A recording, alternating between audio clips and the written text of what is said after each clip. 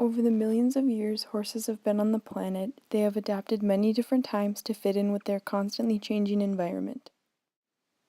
They finally evolved into the horse we recognize today and have played a huge role in the lives of humans throughout history. The horse originally developed in North America and spread to other continents, but for an unknown reason died out in North America 10,000 years ago, but they eventually returned with European colonists. The Eohippus was the first member of the horse family, appearing around 55 million years ago. They were about the size of a fox, with 4 toes and teeth suitable for their forest-dwelling diet of fruit and leaves.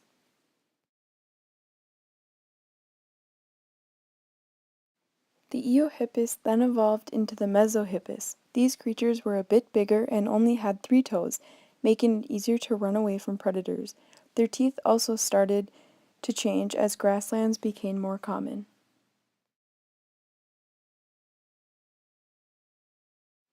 The Mesohippus then evolved into the Merychippus. This animal was much bigger, with long legs for running distances, a broad back, and a bulky neck to support a bigger head.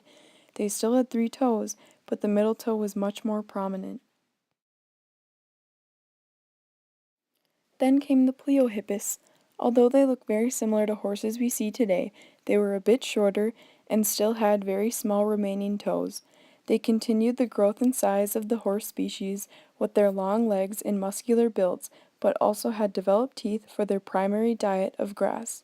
No more forests. And lastly came the Equus, the horses we familiarize ourselves today with. Whether it's as pets, athletes, farm work, or an expensive lawnmower, they can be seen all over the world. They all share the single-toed, long-legged athletic build, with teeth meant for grass, hay, or grain diet, but humans have used selective breeding to seek out specific traits such as color, size, and other specifications.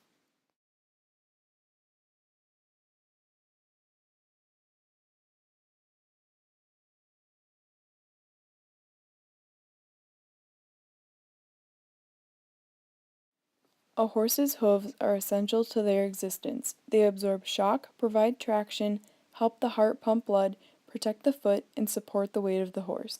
When a horse steps down, the hoof acts like a suction cup, absorbing shock and working like a pump to compress and release, sending blood back up to the heart. Over time, horses elongated their limbs to lengthen their stride, but with a longer leg comes the need to reduce the weight at the end of the leg so it takes less energy to change motion.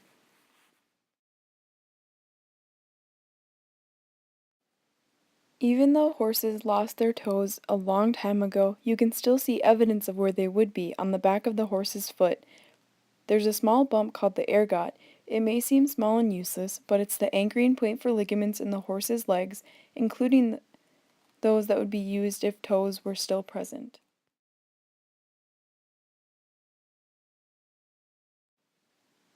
Over the millions of years horses have been on the planet, their teeth have changed drastically. The surface of their molars have become much taller and more complex, more suitable for chewing through grasses.